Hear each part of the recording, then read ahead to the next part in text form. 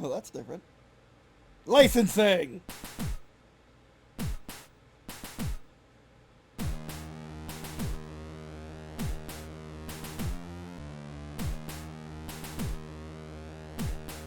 Yeah, we're kidding.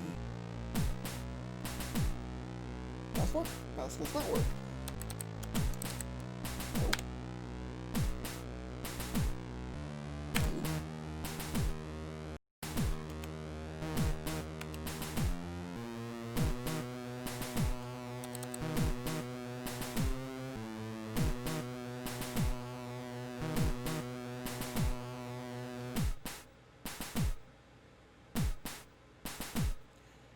And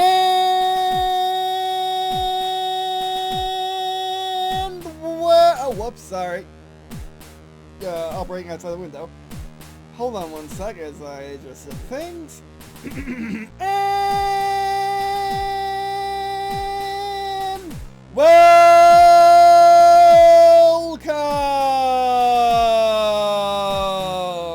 to walkthrough's gameplay video of Armoured Commander II.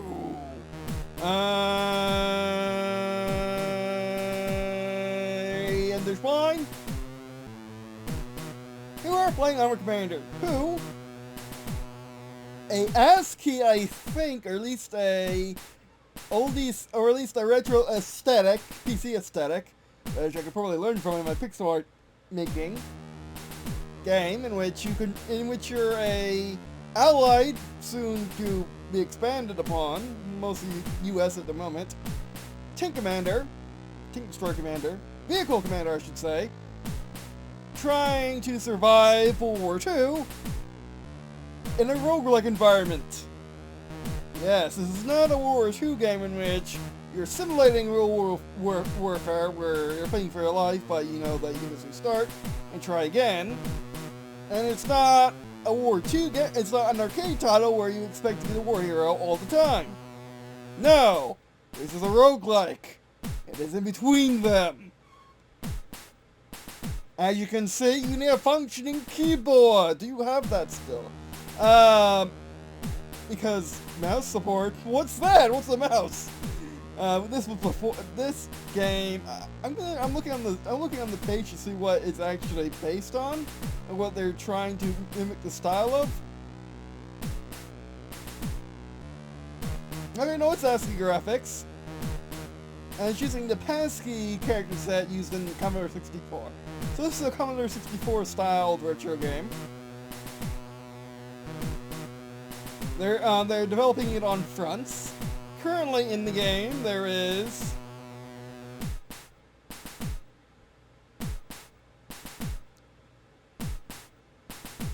currently in the game there is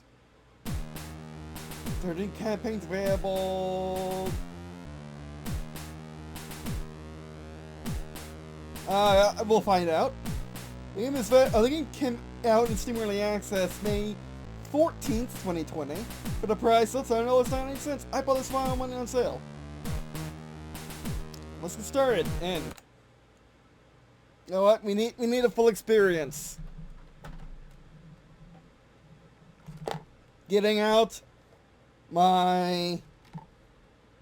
I was using my 21st century nonsense Wu-Tang 2 keyboard, analog laser keyboard nonsense, but no, that is too new. And also, some of my key faces have worn off because I have nails, and they got gouged. So I'm getting out my model limb with trackball. That's by. Must work now? That's not working now. That's by the people that bought the pant called what are they called? Unicop. But anyway. Arrow keys work, yay! Poland. We're Poland campaign, we're playing Germans. September campaign, we're playing Poland. Oh, that's cool. And apparently there's mod support because standard campaign. British campaign, Red Army, playing as Soviet Union. Winter War Finland. Winter War Soviet. Battle of France! Battle of France again! One you play as France, the other one plays Germany. Battlefront, UK. With the Expedition Force, Desert Rats. Where's about America? Oh, we don't have America. Oh, okay, that's because we're browsing early war. Delhi, Victoria. Italy. Africa Corps, Germany. Barbarossa to Moscow, Germany.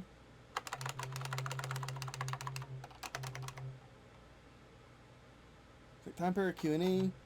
Late war, Monty's best. Western Front, Germany. Patton's best, United States of America. Canada's best, Canada. We'll do Patton's best. July 24th, 1944. April 18th, 1945. Joined the 4th Armored Division as it participates in the liberation of France and invasion of Germany. Player force, United States of America. Enemy force, Germany. Region, Northwestern Europe. Combat days, 18. Creator, standard campaign. And the modder who helped. So tap. Select length. D&D. That's a short campaign. We're going to steam right through it, or entered late, or however this is going to work. Oh, I was using arrow keys. Oh, arrow keys worked for that too. Does tab and arrow work? Proceed with random. Enter does work. Fire commander, victory point modifier on. T to roll as tank commander. If you are seriously injured, may miss a number of days in the campaign. If you're killed, your campaign ends. Whoops, that's not what I want. Backspace. Oh, backspace goes all the way out.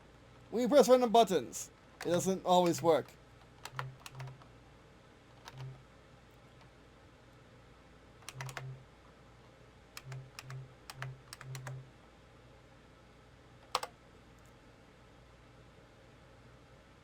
Space toggle.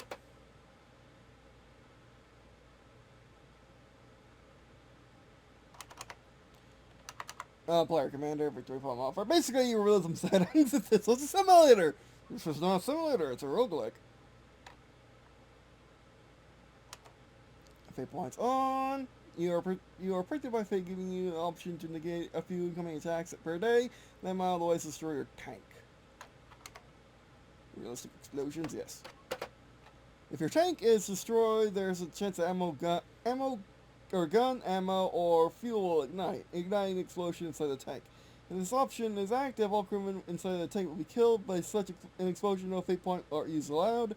Otherwise, they have a small chance of survival. Oh, jeez. Random tank model. Realism. To an extent. Now, this military gives you choice in what you carry, and where you're stationed, and what you have. If you're a draftee, you have no such choice. One of the reasons why I hate draft. Not only do I don't like people being forced into war, that lowers morale, makes for worse troops, and just generally, why do you do that? That's a terrible decision unless you were a tiny country fighting all the bigger countries like Israel. But anyway. Like, for example, Green&Blue and their story is so voluntary that it's almost a militia. Actually, it operates more or less like a militia. In the fact that basically you can join any basically once you receive your 12-month training, which you can go in and out of, you can go back and get it, redo parts of it at any time to get requalified and whatever. You get requalified in the certain specializations, but whatever. But basically, you can drop any operation that you want. You can refuse to go to an operation if you don't like it, or you simply want to do other things that day, and stuff like that. Basically, Green&Blue's peacemakers are very 9-to-5 military, and even not that, because you got more choice in a 9-to-5 job these days. But anyway, we're gonna take model now.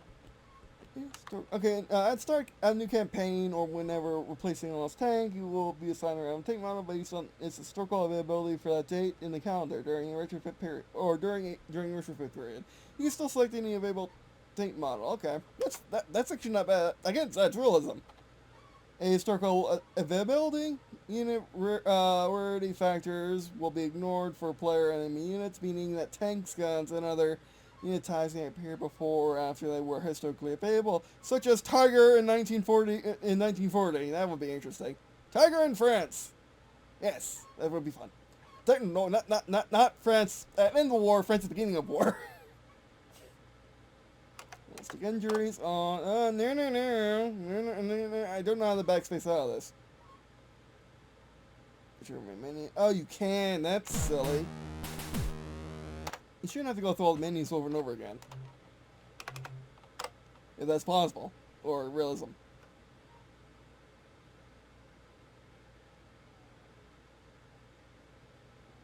He says I don't care about the victory points. No! Because I'm thinking I should be using Enter for that. Remember, this is Commodore 64, not IBM, so I'm not getting. Oh, whoops.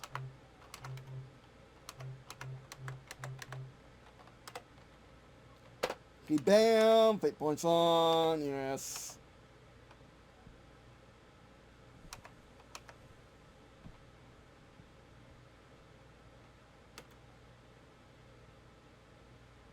The injuries can be injured more often from incoming small arms attacks and spalling.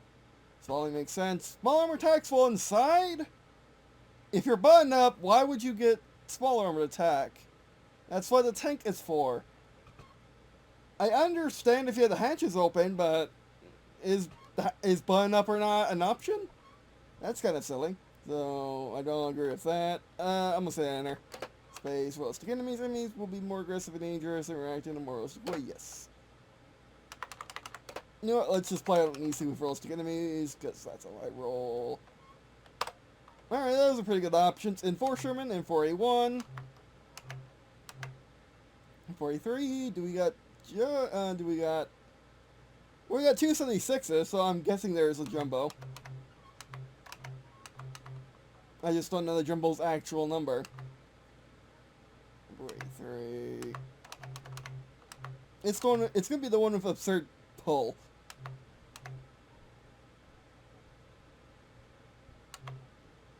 Yeah, let's storage is a major thing. I don't want to go with the Wolverine since we don't got a jumbo.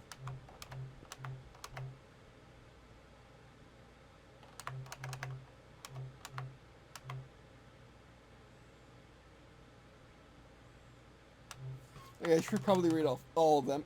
And for Sherman, medium tank, 75 coaxial machine gun.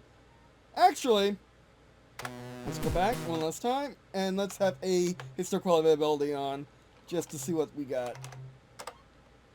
It doesn't keep your settings, I wish it did. Would be unrealistic for the Commodore 64, I would think, but still.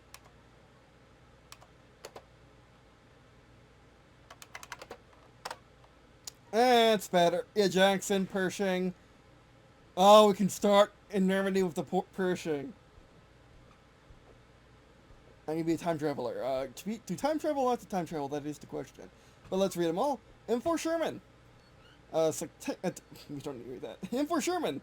Medium tank. 75mm coaxial, 75mm main gun, coaxial machine gun, AA MG. Shouldn't it say it's an shouldn't it say it's an MMG or a HMG?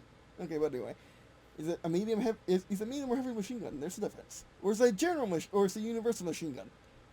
If we're applying Germany, that's the only machine gun you get. How machine gun? Or probably doesn't matter.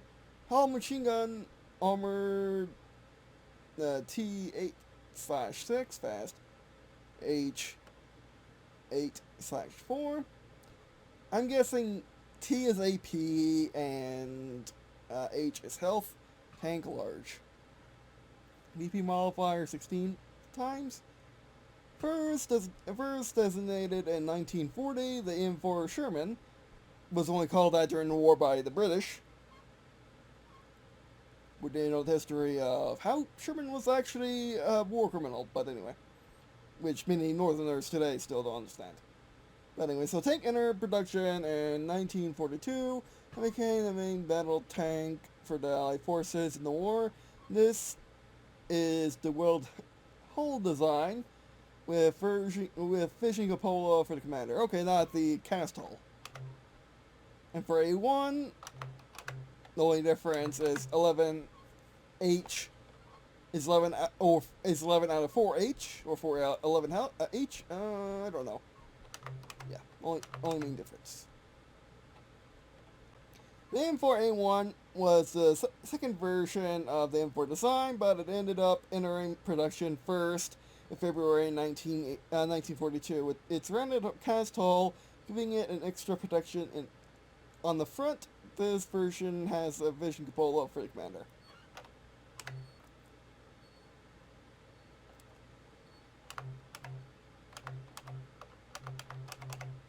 Difference: Tank Plus. H is the same as normal. Oh, this is the M4A3 Sherman. H is the same as the original. If you want to follow 10, the M4A3 is dual hull and carries a powerful Ford GWWII V8 engine. It ended up being the most commonly used model in American forces. This version has a vision cupola for the commander. So it's faster, but it's not. Oh, it's faster, but the T is not faster. Interesting.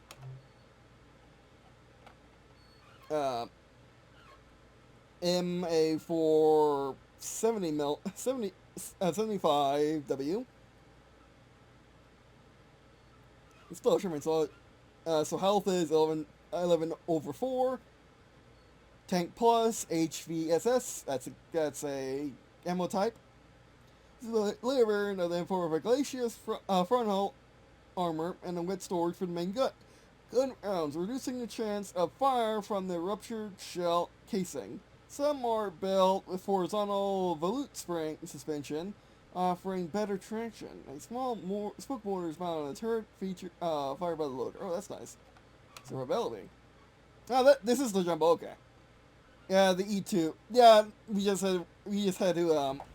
had to select the later campaign.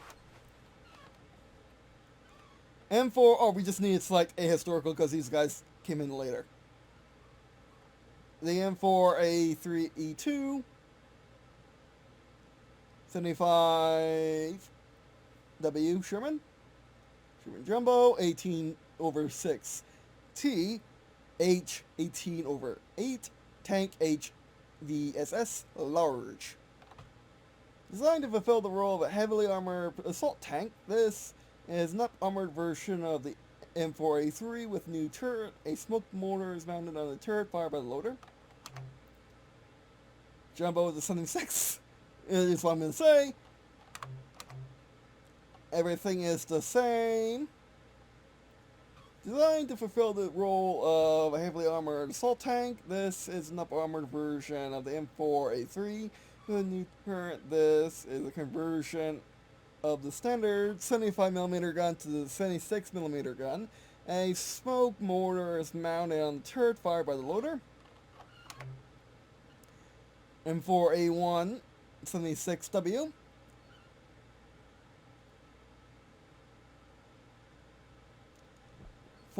over 3T, H11 over 4, Tank, no plus, HVSS. By 1972, it was clear that the 75mm gun of Sherman was not sufficient to penetrate newer, heavier tanks. By 1944, some models of M4A1 were fitted with the M6mm gun, and these were rushed to France soon after Normandy landings. Okay, this is a retrofitted M4A1. M4A3 with 76mm, T14 over 3, H11 over 4, Tank Plus HVSS. This larger variant of the M4A3 with a 76 main gun and a wet storage for main rounds. Oh, that's what W means, wet storage, okay. M5A1, let's do it.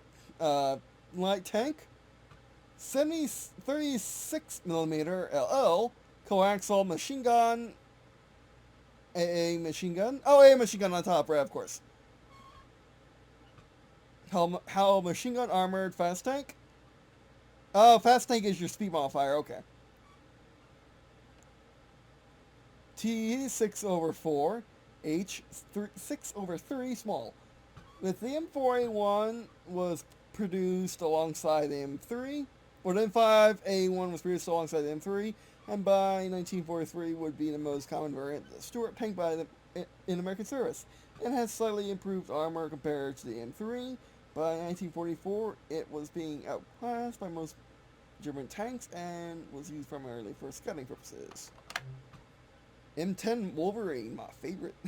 My favorite tank destroyer of the war. Jackson too, but still. Tank destroyer. 76 millimeter, large, or is it light? Regardless. A machine gun. T 8/3, H 8/3, tank, nothing else. Introduced early in 1943, the M10 GMC, nicknamed Wolverine, and proved itself to be an effective tank destroyer against German targets. Its open top, however, made it vulnerable to close-range infantry attacks. So you don't do that? It's a tank destroyer. You shouldn't be doing that. You should be covered by other vehicles, and you should be just hunting tanks down. The Hell Kitty? The M18 Hell Kitty, or Hellcat, tank destroyer. 76mm L. A machine gun, armored. A machine gun is what I might call the commander's machine gun. It's on top. It's that one right there. Right there. Armored. T 3/1. H 3/1. Oh! 3 is hull.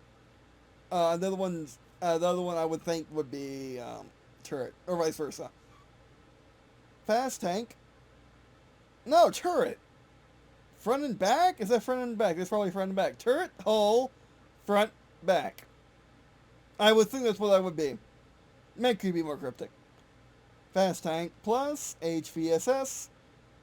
The M18 GMC Hellkitty was designed to be light and fast, and used the light, if you say so. Oh, the light variant of the 76mm gun from the Sherman.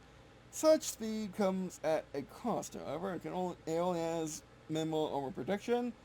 Don't get shot. Like, don't do it.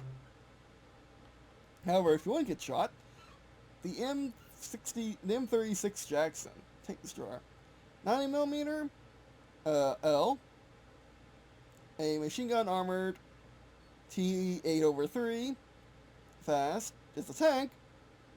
Sure game. Probably because it has a turret, it's saying it's a tank. Although, what's the... Oh no, maybe armored vehicle is the other one? H 8/3. With its powerful main gun, the 90mm GMC M36 Jackson was the most effective American World War II tank destroyer. Significantly slower than the Hellcat, but its reinforced front armor offer better protection, yeah. Front 8/3, yeah. Jeffy, we upgraded light tank. M24 Chaffee light tank. 75mm coaxial machine gun, a machine gun, hull T60, T6, T 6/4 fast tank plus HVSS. Actually, it's faster than that fast tank. H 6/3.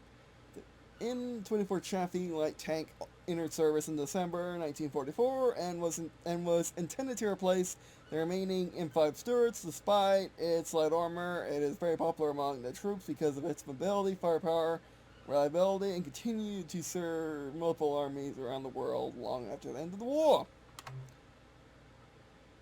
M26 Pershing, heavy tank, 9mm L gun, coaxial machine gun, A machine gun, hull machine gun, T 14/8 fast, faster tank turret, okay, H 18/8 tank, HVSS. The M26 Pershing was the only heavy American tank deployed in the war. In its very few engagements, its 90mm main gun turned out to be a fumble weapon even against heavy German armor.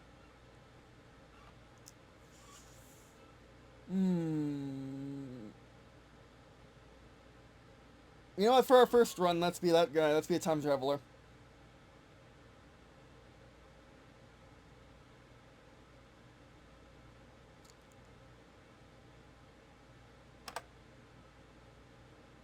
Today's mission, your group has been posted in the front line where there's heavy resistance, break through the enemy defenses, and destroy the enemy units. Better, we're a heavy tank, and we're the first person going into Europe.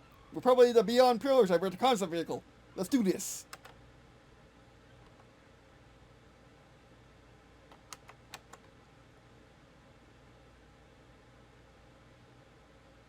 Okay. Get your Wazzy out. Let's bring in some, because I don't know how many armored vehicles I don't know how many armored vehicles we'll be fighting opposed to infantry.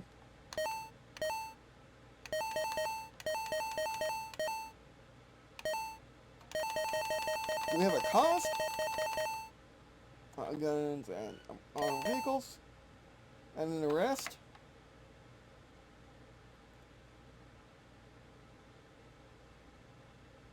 Like armor type.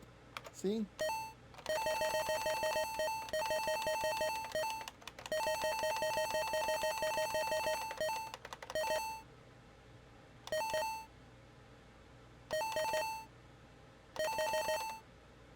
I don't care if I get low down. I might care. We'll see. Our ring rack. And lit up. Nice. Alright.